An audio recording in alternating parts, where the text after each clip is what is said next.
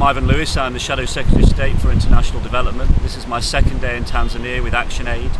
I'm about to go on an immersion in a village not far from Dar es Salaam to spend a day with a family.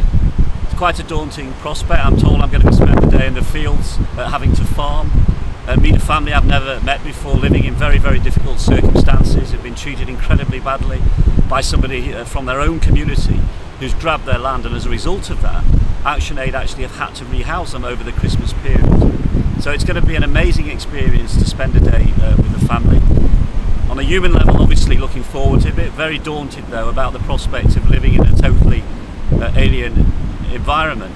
But I think sometimes if politicians are going to make grand statements about policy, are going to try and develop new thinking, it's really important that you know what it's like to live in a community on a day-to-day basis where there's many challenges, often abject poverty, and in this case people who feel very, very badly done to by members of their own community where there's clearly been evidence of serious corruption.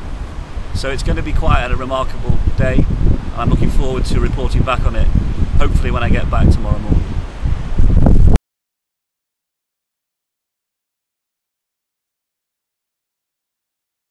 I'm Ivan Lewis. I'm the Shadow Secretary of State for International Development here in Tanzania with ActionAid. I just spent the most remarkable 24 hours in a rural community, living with a family in very, very difficult circumstances.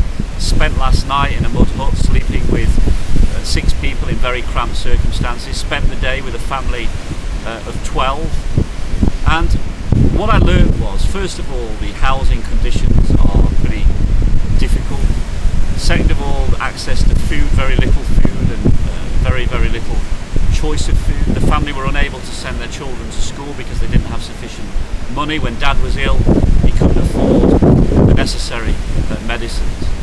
I spent my time doing a little bit of farming, playing some football with the children, talking about world events, because Dad actually in the past has had access to the BBC through a radio and was quite knowledgeable about what was going on in the world.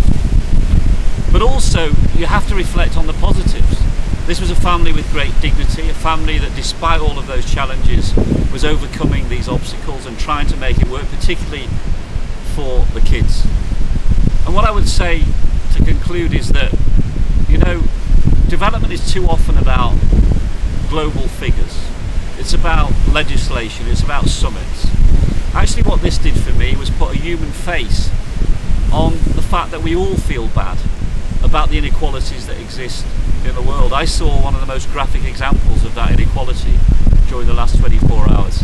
And that will stay with me for as long as I have a role in trying to shape development policy, try and hold our government to account, and think about the challenges which lay ahead in the future. Even in a country which is growing and economically making progress like Tanzania, there is still too great a level of inequality. So this experience for me was powerful. It will shape my thinking, and as I say, it puts a human face on what all too often is about statistics, summits and politician speeches.